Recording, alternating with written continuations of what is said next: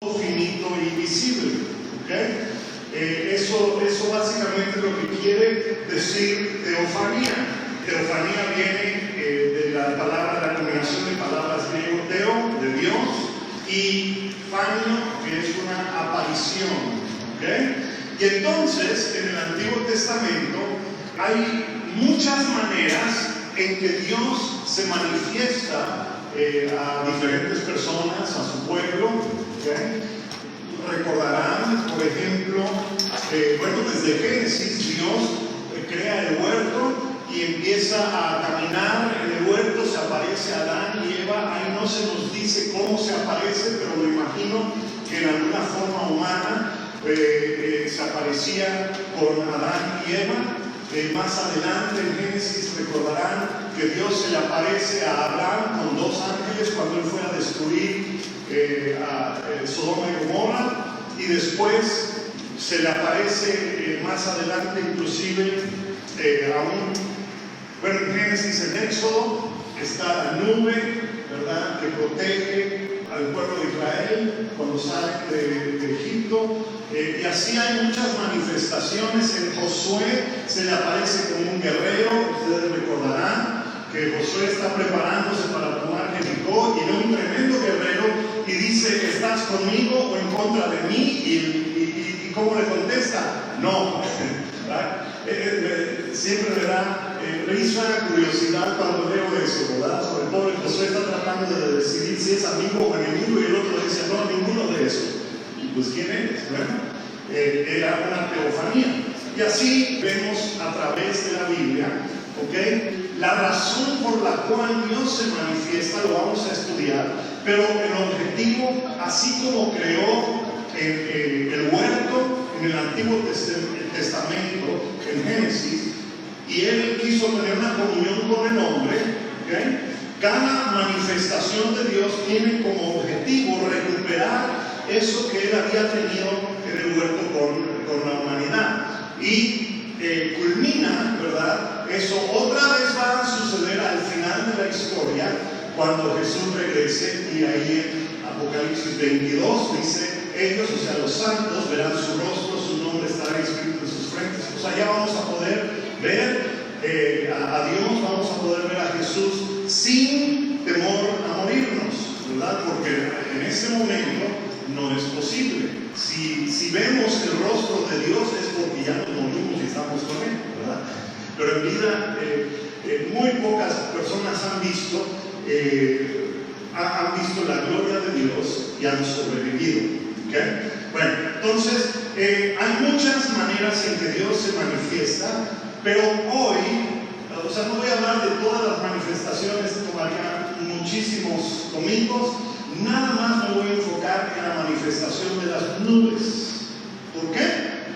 Porque espero que lleguemos al final del día de hoy, leer un pasaje donde hay diferencia de opinión en cuanto a que si ese pasaje tiene que ver con la destrucción del templo o si ese pasaje tiene que ver con la segunda venida de Jesús. Y habla de nubes, y yo espero llegar ahí, pero necesito informarles qué es lo que la Biblia dice acerca de las nubes. ¿Qué? Vamos a ver un montón de pasajes, tal vez varios pasajes, hay un montón en la Biblia. Y es importante que cuando estemos queriendo entender qué es lo que significa algo en el Nuevo Testamento, si algo es simbólico o no es simbólico, tenemos que entender cómo se usa en el Antiguo Testamento. ¿Okay? Y eso es el caso con esto de las nubes. Y quiero empezar con Ezequiel 1. Mientras miraba, vi una gran tormenta que venía del norte empujando, ¿qué cosa? Una nube enorme que resplandecía con relámpagos y brillaba con una luz radiante. Y dentro de la nube había, ¿qué cosa? Fuego. Y en medio del fuego resplandecía algo que parecía como de ámbar reluciente. Dentro de la nube salieron 4 seres vivientes que parecían humanos, solo que cada uno tenía 4 caras y 4 alas. Mientras miraba esos seres, y estoy en el verso 15, me saltó un montón, lo pueden leer, está muy interesante, pero bueno, mientras miraba esos seres vivientes, vi junto a ellos 4 ruedas que tocaban el suelo, cada uno le correspondía a una rueda, y las ruedas brillaban como si fueran de berilo. Las 4 ruedas se parecían y estaban hechas de la misma manera. Dentro de cada rueda había otra rueda que giraba en forma transversal. Por encima de ellos se extendía una superficie semejante al cielo, reluciente como el cristal, y sobre esta superficie había algo semejante a un trono hecho de lapislázuli. En ese trono, en lo más alto, había una figura con apariencia de hombre, de lo que parecía ser su cintura para arriba tenía aspecto de ámbar reluciente, titilante como el fuego, y de la cintura para abajo parecía una llama encendida resplandeciente. Lo rodeaba un aro luminoso como el arco iris que brilla entre las nubes en un día de lluvia. Así se me presentó la gloria del Señor. Ok. Tiene varios versículos, nada más leí unos cuantos. ¿Okay? Habla de nubes, y dentro de la nube había seres, había un negociante, como dicen aquí, ¿verdad? Que, o sea, el pobre con trabajo puede describir lo que está viendo. ¿Okay? Y entonces, pero dice que ahí vio un trono, ¿no es así? Y describe a alguien que está sentado en ese trono. ¿Okay? Entonces, esta es una descripción de algo que ocurre que tiene que ver con las nubes. ¿Okay? Y pues vamos a ver si esto se confirma en algún otro pasaje. Vayan conmigo, Daniel 7, verso 9, dice: observé, yo miraba, se colocaron varios tronos. Lo justo antes de este versículo es el versículo donde dice que Jesús, que vio a un hombre llevado en las nubes, que lo acercaron al anciano de días. ¿Se acuerdan de ese versículo? Lo hablamos la vez pasada. Ese es el que va justo antes de esto, que yo nada más me estoy enfocando en este. Mientras yo miraba, se colocaron varios tronos, y un anciano entrado en años se sentó. Su vestido era blanco como la nieve, su cabello era semejante a lana puro. Su trono era una llama de fuego, y las ruedas del trono eran fuego ardiente. Otra vez ahí describe un trono, describe ruedas, describe fuego. ¿Okay? Vean cómo dice Isaías 66, 15 y 16. Miren, el Señor viene ¿con qué? Con fuego, y sus veloces carros de guerra retumban como un torbellino en medio de ¿qué cosa? De las nubes.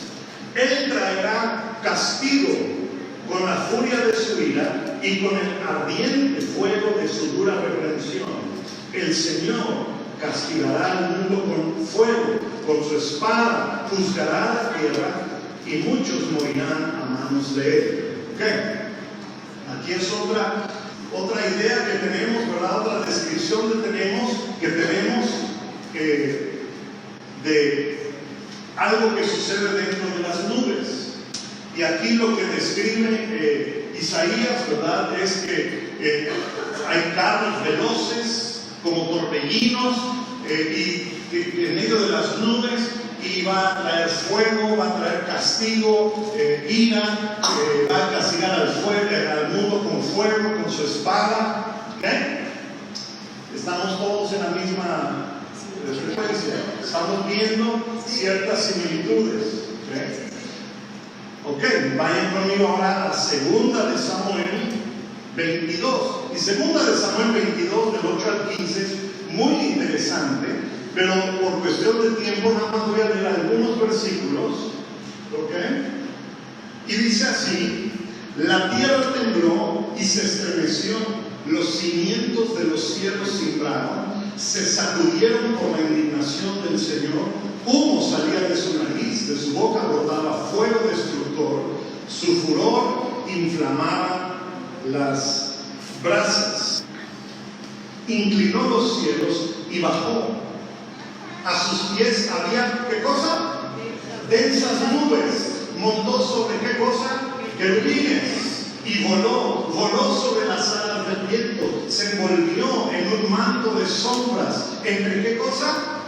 Grises nubes cargadas de agua. De su deslumbrante presencia salieron ascuas y granizo que cruzaron las nubes. ¿Okay? Entonces aquí quiero que vean, aquí el profeta David, porque este es un salmo que se incluyó en 2 de Samuel 22.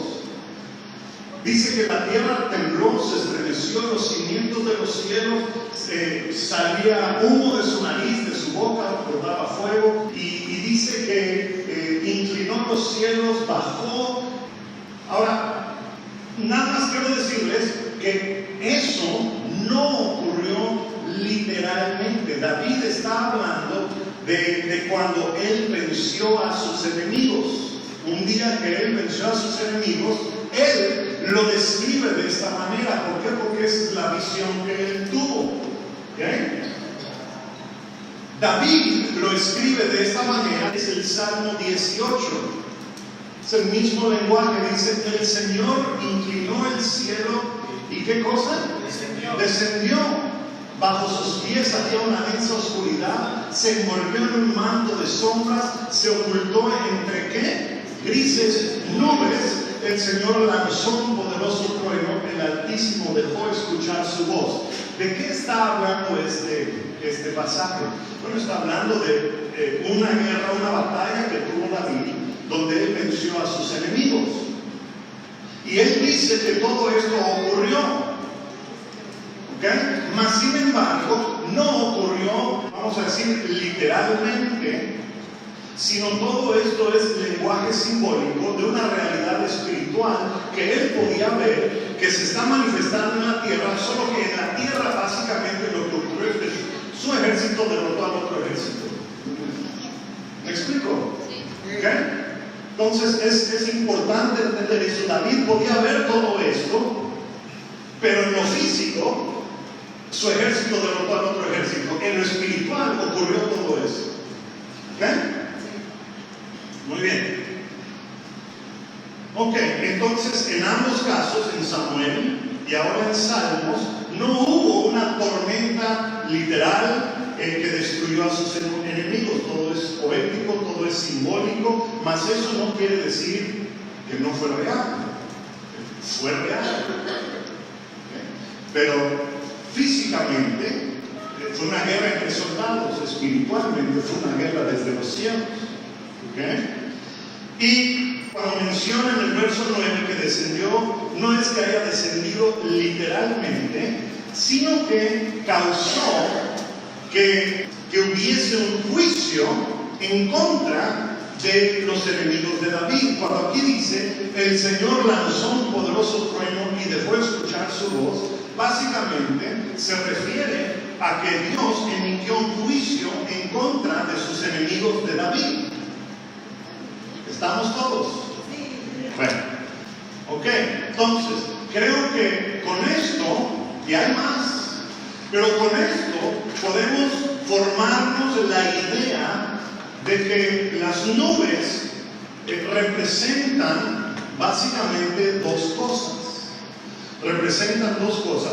En primer lugar, representan la gloria y la presencia de Dios. Y en segundo lugar, representan el trono de Dios.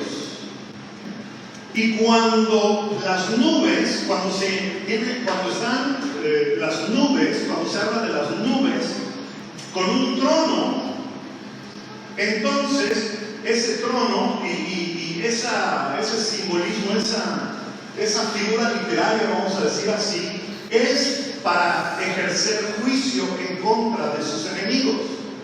Cuando en la Biblia aparece Dios entre las nubes, relámpagos, es para traer juicio en contra de sus enemigos. Ya vimos varios versículos que así lo describen. ¿Ok? ¿Estamos todos? Muy bien. Ahora, normalmente cuando nosotros pensamos en el trono de Dios, porque a veces estamos en adoración, a veces estamos en la presencia de Dios y alguien dice, vamos a presentarnos delante de su presencia, el trono de Dios, y normalmente nosotros pensamos en el trono de Dios como un trono que usan los reyes aquí en la tierra, o sea, un cuarto gigantesco, ¿verdad? con un trono de oro ahí en medio, rodeado de personas que sirven al rey. Pero básicamente nosotros nos imaginamos un cuarto, ¿no es así? Cuando imaginamos el trono de Dios, el trono de Dios no es un cuarto. El trono de Dios es esto que ya describieron un montón de diferentes personas, ¿sí? El trono de Dios no es un cuarto. El trono de Dios está rodeado y formado por seres, por fuego. Y ese trono de Dios, ese lugar, no es un lugar estático, no es un lugar inmóvil. ¿Okay? Todos los versículos que hemos visto hablan de que el trono y esas nubes se mueven. Por eso tiene ruedas transversales, porque giran así y giran, o sea, en cualquier lugar pueden moverse este trono. Entonces el trono de Dios no es un cuarto y el trono de Dios no es un lugar fijo. El trono de Dios es en medio de las nubes y se mueve a donde Él tiene que ir para emitir juicio en contra de sus enemigos. ¿Amén? ¿Lo pueden ver con esto que estamos hablando? Ahora, piensen en esto. ¿Recuerdan en Éxodo cuando el pueblo de Dios, a ver si empieza a hacer clic algunas cosas que ustedes ya saben? Cuando el pueblo de Dios sale de Egipto y empiezan a ir por el desierto en camino a la tierra prometida, ¿qué es lo que los cubría de día? ¿Y qué es lo que los alumbraba de noche? ¿Qué? Ahí les va. ¿Será posible que esa descripción es básicamente el trono de Dios, que durante el día se ven las nubes y en la noche, como ya no se ven las nubes, se ve lo que hay dentro de las nubes, que es esto que describen todos los demás? ¿Sí? Por eso es que derrotaban a sus enemigos. ¿Por qué? Porque la gloria de Dios, el trono de Dios, o sea, su juicio de Dios, los cubría a ellos y se emitía juicio en contra de los enemigos del pueblo de Dios. Todos los pasajes son consistentes. Hay fuego, hay relámpagos, hay truenos. Y entonces, cuando la nube de Dios se movía, ¿qué tenía que hacer el pueblo de Israel? Se tenía que mover. ¿Por qué? Porque el trono de Dios ya tenía que ir a otro lugar. Y ellos, como estaban cubiertos por la gloria de Dios, avanzaban debajo del trono de Dios, sin ellos saberlo. Solo que ocurre un problema. El pueblo de Israel le dice a Moisés, pues entendemos que Dios es un Dios poderoso, es un Dios grandioso, pero nos gustaría que Él habite aquí en medio de nosotros para que lo podamos ver, así como los demás pueblos tienen a sus dioses ahí en medio. Y entonces Dios le concede a Moisés, con el pueblo de Israel, esa petición, solo que le advierte a Moisés. Esto que les estoy diciendo está en Números y Levítico. Esa es la razón de Números y Levítico. Dios desciende y habita en medio del pueblo y tiene que establecer reglas, porque no cualquiera se puede acercar a Dios. Y entonces Dios le advierte a Moisés que cuando eso pasara, que si Dios venía a vivir en una tienda de campaña como ellos, le iban a perder el respeto. Y por lo tanto, se le dio una serie de instrucciones y requisitos de cómo debía el pueblo acercarse a Dios. Y por eso se le construyó un tabernáculo. Y por eso el tabernáculo tenía diferentes áreas. Y el área mero en el centro, el área principal, ¿cómo se llamaba? El lugar, ¿ok? Entonces Dios deja de habitar en una nube sobre ellos y desciende al lugar santísimo. ¿Y qué había en ese lugar santísimo que describe la Biblia? Nube. Simplemente se trasladó y fue a vivir a un lugar hecho por hombre. Es importante entender eso. Ustedes saben que nada más una vez al año podía entrar el sumo sacerdote, ¿verdad? Y tenía que entrar con una soga, ¿verdad? Y con una campana, y los demás sacerdotes allá afuera. Y si dejaba de sonar la campana es porque ya se murió todo, ya jalaron. ¿Por qué? Porque no se había santificado o no había hecho algo correctamente cuando entró a la presencia de Dios y murió. Todo esto lo pueden leer desde Éxodo hasta Levítico. Bueno, entonces, por eso me quiero enfocar en la nube, porque es algo tan importante para entender la gloria de Dios, para entender el juicio de Dios, para entender la protección de Dios. Y cuando Dios se manifiesta, lo hace muchas veces en forma de nube.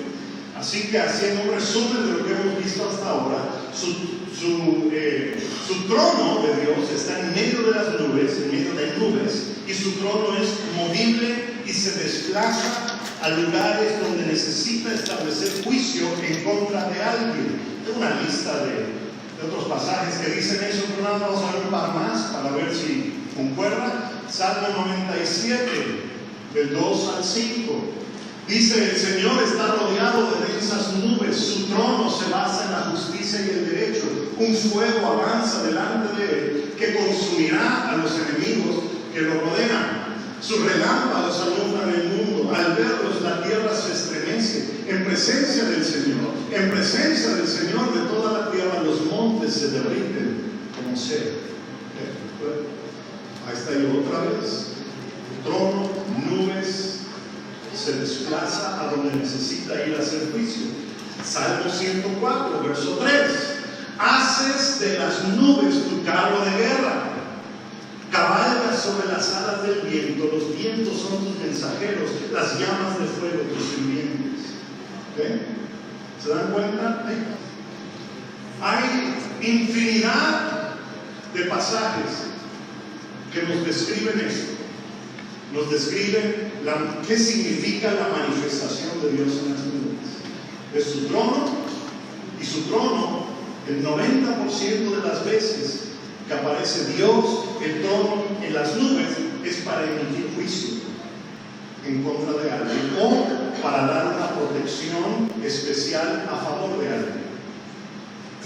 Y entonces, los pasajes de la Biblia que tienen que ver con juicio hablan de nubes, de relámpagos, de truenos, temblores, porque describen el trono de Dios que viene en juicio contra un pueblo o nación.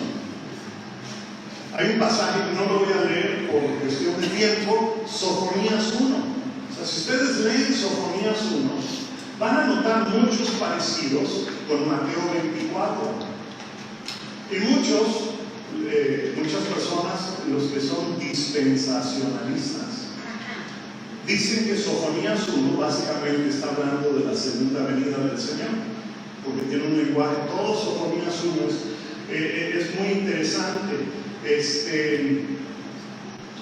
No lo tengo aquí porque es muy extenso, les voy a leer 2-3 versículos. Dice: guardemos silencio en la presencia de nuestro Señor y Dios, y cerca está el día del Señor. Cuando llegue ese día, se escuchará un gran clamor desde la puerta, graves gemidos desde la segunda puerta, dolientes quejas de las colinas. Cuando llegue ese momento, voy a castigar a los que se hallan en tranquilo reposo y asentados como el vino. Castigaré a aquellos dentro de sí que piensan: el Señor no vendrá, el Señor no hará nada. Por pensar así, sus bienes serán saqueados, sus casas derribadas. Ya está cerca el gran día del Señor, ya está cerca, muy cerca. Será un día de amargura, de gran estrépito, en el que hasta los valientes pedirán ayuda. Será un día de ira, de angustia, de estrechez, día de alboroto, de destrucción, día de oscuridad y tinieblas, día nublado y sombrío, día de sonido de trompetas. Sofonías. Suena similar a lo que describe Jesús en Mateo 24. Bueno, un pasaje más, Isaías 64. ¿Cómo quisiera, dice Isaías, que rasgaras los cielos y bajaras, que los montes se derritieran ante ti como ante un fuego abrasador que todo lo funde, como un fuego que hace hervir el alma? Así tu nombre sería reconocido por tus enemigos y las naciones temblarían en tu presencia. Cuando tú descendiste e hiciste maravillas. Se fue pasado, ya no es me gustaría que, sino que lo está comparando con algún día donde el profeta dice que ya lo hizo Dios. Como aquel día cuando tú descendiste e hiciste maravillas que nunca imaginamos, los montes temblaron ante ti. ¿Okay? ¿Cuándo hizo eso Dios? Pues literalmente, físicamente, no lo hizo. O sea, en lo físico, en la tierra, proféticamente, espiritualmente sí lo hizo. Cuando Israel derrotó a algunos de sus enemigos.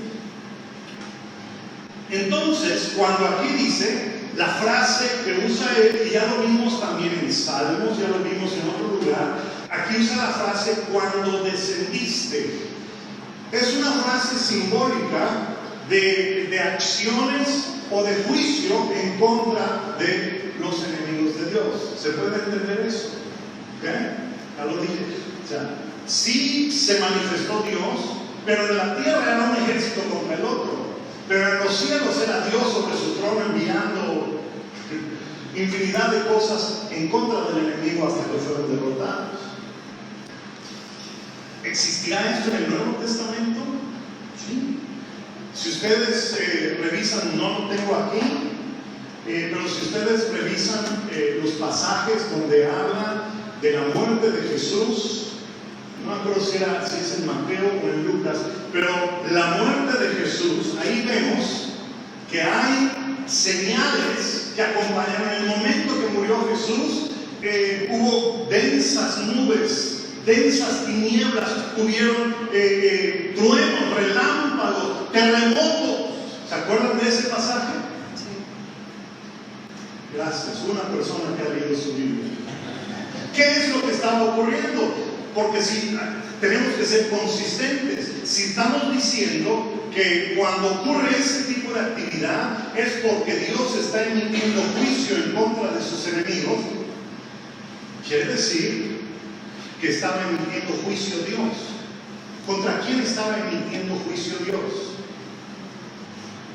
Su Hijo. Por eso es que Jesús dice: Elí, Elí, lama sabachthani, ¿por qué me has desamparado? Y el juicio de Dios que debía caer sobre ti y sobre mí, cayó sobre su Hijo. Después vemos en Hechos 1, verso 9, eso sí lo tengo. Cuando Jesús asciende en una nube, literalmente es porque bajó la gloria de Dios, el trono de Dios movible, y Él se incorporó al trono donde está sentado a la derecha de su Padre. ¿Okay?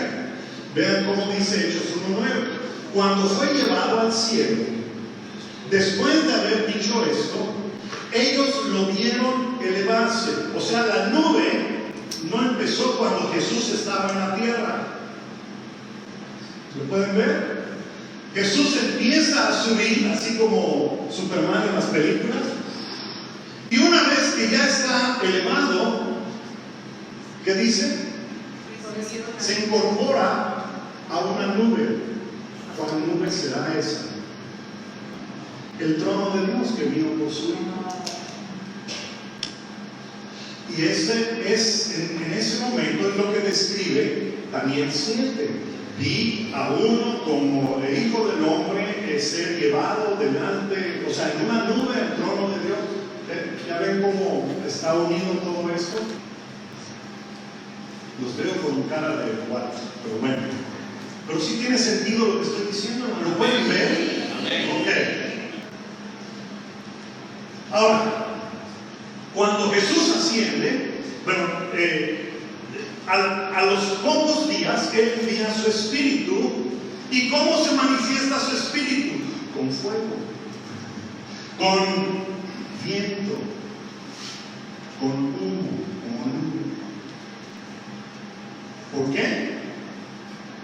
Pues porque Él toma, el Espíritu Santo toma el lugar del Dios visible, que era Jesús en ese momento en la tierra. El Espíritu Santo toma el lugar de Dios en la tierra y ahora es el Espíritu Santo que se manifiesta en forma de fuego, en forma de viento, en forma de una nube. Pero ahora habita dentro de cada creyente. La gloria de Dios habita en ti. Eso fue lo que sucedió el día de Pentecostés. Y después de ese evento es cuando ahora comenzamos a vivir los últimos tiempos. Vean cómo dice Hechos 2. Hechos 2 es una repetición de Joel 2. Hechos 2 dice: estas personas no están borrachas como algunos de ustedes suponen. Las 9 de la mañana es demasiado temprano para emborracharse. No, lo que ustedes ven es lo que el profeta Joel predijo desde hace mucho tiempo. En los últimos días, dice Dios, derramaré mi espíritu sobre toda la gente. Sus hijos e hijas profetizarán, sus jóvenes tendrán visiones, sus ancianos tendrán sueños. En esos días derramaré mi espíritu aún sobre mis siervos, hombres y mujeres por igual, y profetizarán. Y haré maravillas arriba en los cielos y señales abajo en la tierra: sangre, fuego, nubes. Entonces, con la venida de Jesús, con su muerte, su resurrección, su ascensión, y después cuando Él envía a su Espíritu Santo, es cuando comienzan los últimos días o los últimos tiempos. Y eso se confirma en Hebreos 1. Vean cómo dice Hebreos 1. Hace mucho tiempo Dios nos habló muchas veces y de diversas maneras a nuestros antepasados por medio de los profetas. Y ahora en estos últimos días nos ha hablado por medio de su Hijo. Entonces ya estamos viviendo los últimos días que comenzaron cuando envió su Espíritu Santo. ¿Ven? Ok. Bueno, es mucha información, pero yo creo que más allá de su mente, ustedes en su espíritu están captando cómo va todo esto, ¿verdad? Habiendo estudiado esto de las nubes, vamos a leer un pasaje y ustedes me van a decir, no yo, ustedes me van a decir de qué está hablando el pasaje, porque este es el pasaje donde hay una grandísima diferencia de opinión. Lucas 21, muchos dicen que está hablando de la segunda venida de Jesús, y otros dicen que está hablando del juicio de Dios en contra de Israel y la destrucción de su templo. Ustedes me van a decir de qué trata este pasaje. Ahí va. Algunos de sus discípulos comenzaron a hablar acerca del majestuoso trabajo hecho en piedra del templo y de las decoraciones conmemorativas que adornaban las paredes. Pero Jesús les dijo: viene el tiempo cuando todo esto será demolido por completo. No quedará piedra sobre piedra. Y los discípulos dijeron: ¿cuándo va a pasar esto? ¿Cuándo sucederá esto? ¿Qué señal nos indicará que que estas cosas están por ocurrir. Este es el mismo pasaje que en Mateo 24, solo que allá esa pregunta de los discípulos lo hace de una manera diferente. En Mateo 24 dice cuándo van a ocurrir estas cosas y cuándo será el fin, y algunos traducen fin del mundo, el fin de las cosas o el fin de los tiempos. Aquí la pregunta es un poquito diferente. Lucas dice, ¿cuándo sucede? Lucas está escribiendo y él hace la pregunta que hicieron los discípulos. Dice, ¿cuándo sucederá todo esto? ¿Qué señal nos indicará que estas cosas están por ocurrir? Él les contestó, no dejen que nadie les engañe, porque muchos vendrán en mi nombre y afirmarán que yo soy el Mesías. Y dirán, el tiempo ha llegado, pero no les crean. Cuando vengan de guerras, de levantamientos, no se dejen llevar por el pánico. Es verdad, esas cosas deben suceder primero, pero el fin no vendrá inmediatamente después. ¿De qué está hablando Jesús? ¿Del fin del mundo con su segunda venida? ¿O de la destrucción del templo? ¿Okay? Los discípulos, o sea, Jesús no se ha ido todavía. Los discípulos ni saben que va a ir, que va a regresar, no saben eso. Nada más saben que va a morir, porque ya se los dijo. Bueno, entonces, algunos dicen, no, esto está hablando de la segunda venida. Otros dicen, no, esto está hablando, pues la pregunta es cuándo van a ser destruidos el templo y todo esto. Ustedes tienen que decidir, con el conocimiento que ya adquirieron en esta semana, tienen que decidir de qué está hablando Jesús. Y dice, luego agregó en el verso 10, una nación entrará en guerra con otra, un reino con otro reino, habrá grandes terremotos, hambres, plagas en muchos países, sucederán cosas aterradoras, grandes señales milagrosas del cielo. Pero antes de que ocurra todo esto, habrá un tiempo de gran persecución. Los arrastrarán a las sinagogas, a las prisiones, serán sometidos a juicio ante reyes, gobernantes, todo por ser mis seguidores.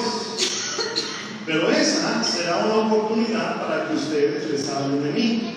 Así que no se preocupen de antemano por cómo van a contestar los cargos en su contra, porque yo les daré las palabras apropiadas y tal sabiduría que ninguno de sus adversarios podrá responderles o refutarlos. Aún sus seres más cercanos, padres, hermanos, familiares y amigos, los van a traicionar. Incluso algunos de ustedes los van a matar. Todos los odiarán por ser mis seguidores, pero ni un solo cabello de su cabeza perecerá. Al mantenerse firmes, ganarán su alma. ¿De qué está hablando Jesús? De una persecución que va a venir en contra de los cristianos. ¿Cuándo es esa persecución? Pues algunos dicen, bueno, está hablando de la segunda venida de Jesús. Otros dicen, bueno, si ustedes leen libros de historia, y no Wikipedia, o sea, Wikipedia es una fuente, pero ustedes leen las fuentes de la historia, se van a leer que en el año 66, se quema la mitad de la ciudad de Roma.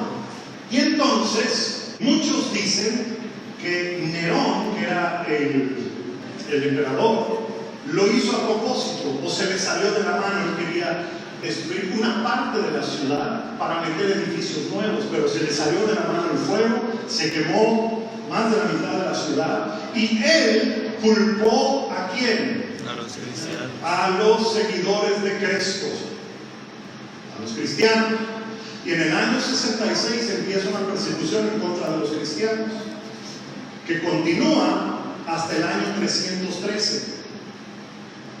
Y durante esos 2 años, del 66 al 68, Nerón, porque está tratando de dar con los malhechores, con los que iniciaron este fuego, esta destrucción, es cuando Nerón captura a Pedro, decapita a Pablo, matan a Jacobo, o sea, matan a varios de los líderes de la iglesia cristiana.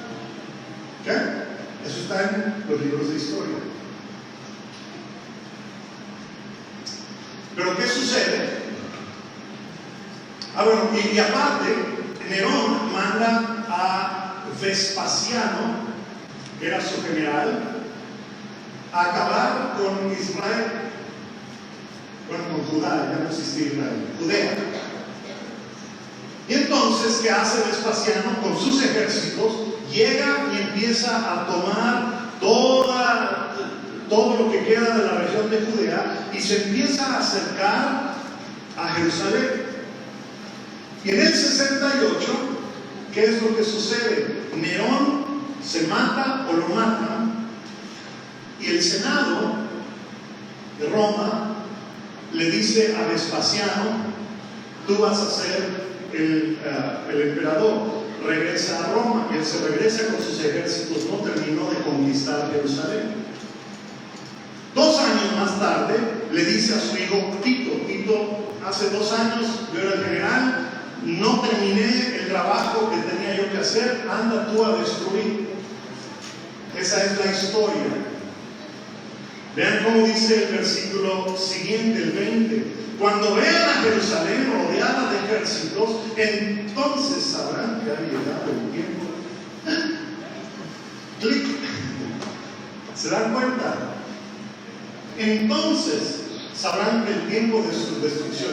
Ahora, esto es muy importante porque primero, al principio, Jesús les está hablando nada más de la destrucción del templo. Y están asustados los discípulos, o sea, ¿y cuánto? ¿Cómo?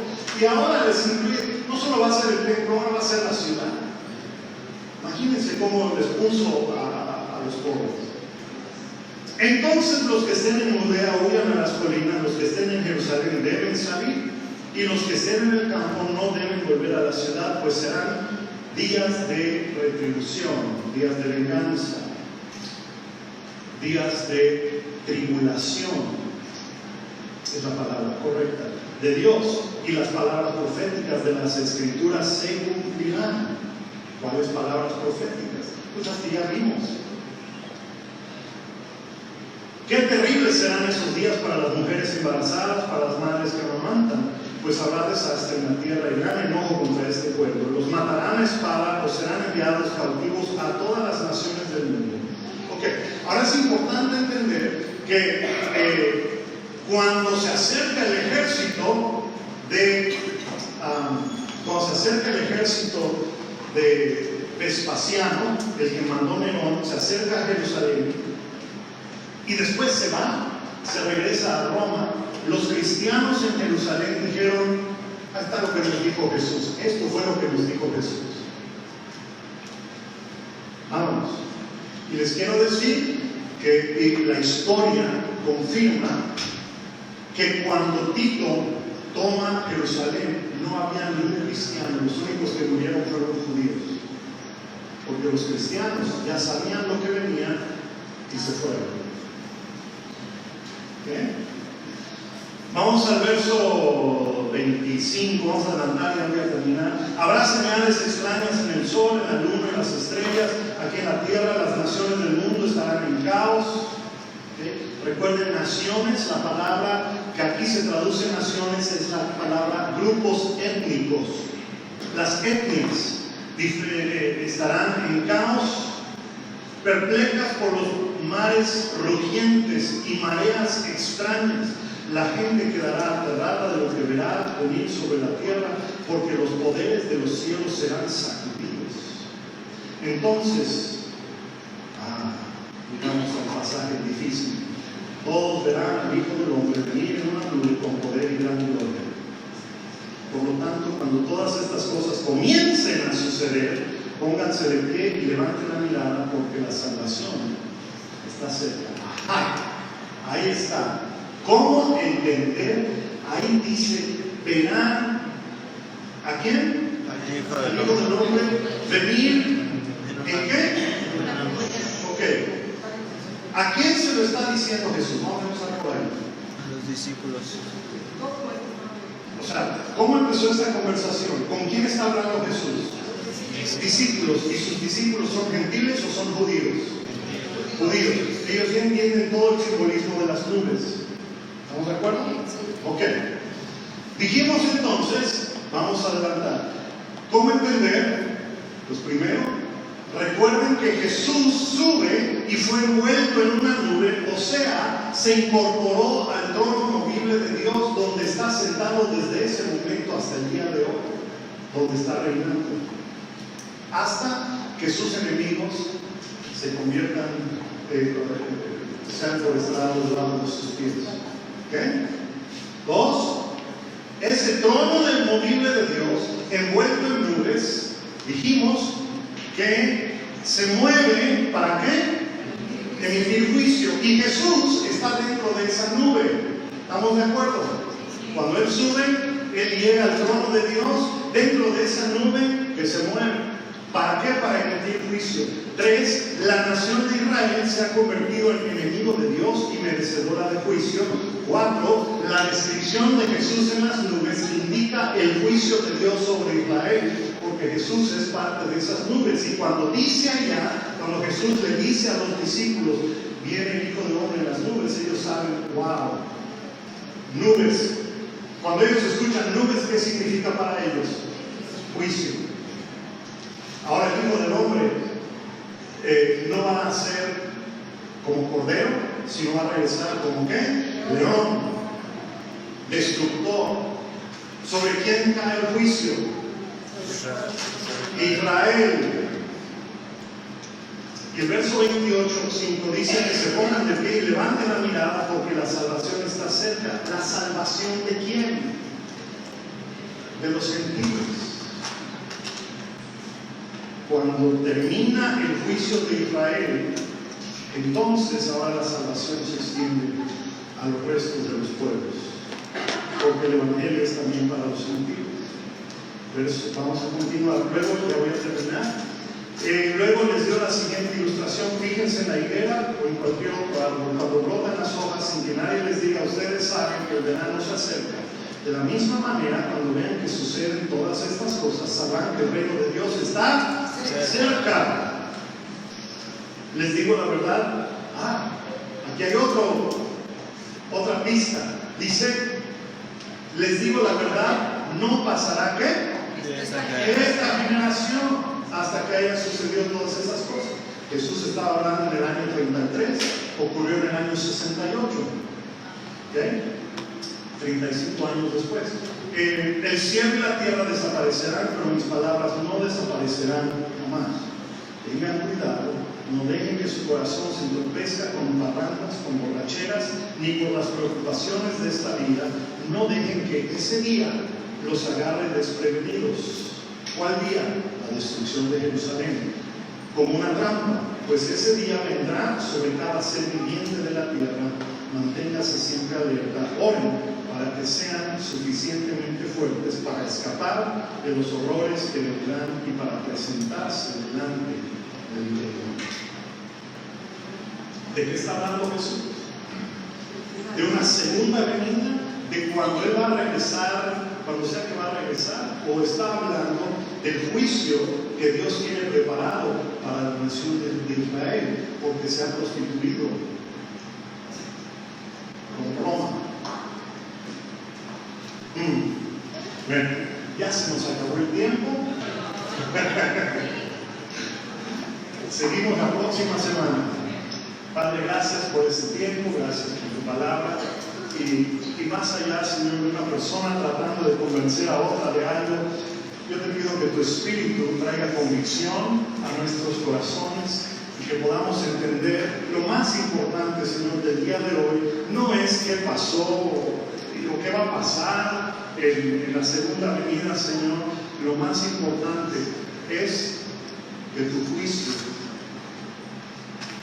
lo cargó Jesús en la cruz y nosotros el día de hoy podemos vivir libres de juicio por el trabajo que hizo el Señor en la cruz. Yo te doy gracias este día por ese sacrificio y te doy gracias, Señor, porque podemos acercarnos ahora confiadamente a tu trono, ya no como un trono de juicio, sino como un trono de gracia, para presentar nuestras peticiones delante de ti, Señor, te doy gracias, te pido que así sea y que nos llenes de tu poder, nos llenes, Señor, de tu fuerza, de tu visión para poder vivir vidas que tú nos has llamado para vivir. Vidas victoriosas sobre el pecado, vidas victoriosas sobre el enemigo, vidas victoriosas sobre toda cosa que viene en contra de nosotros y en contra de ti y de tu pueblo.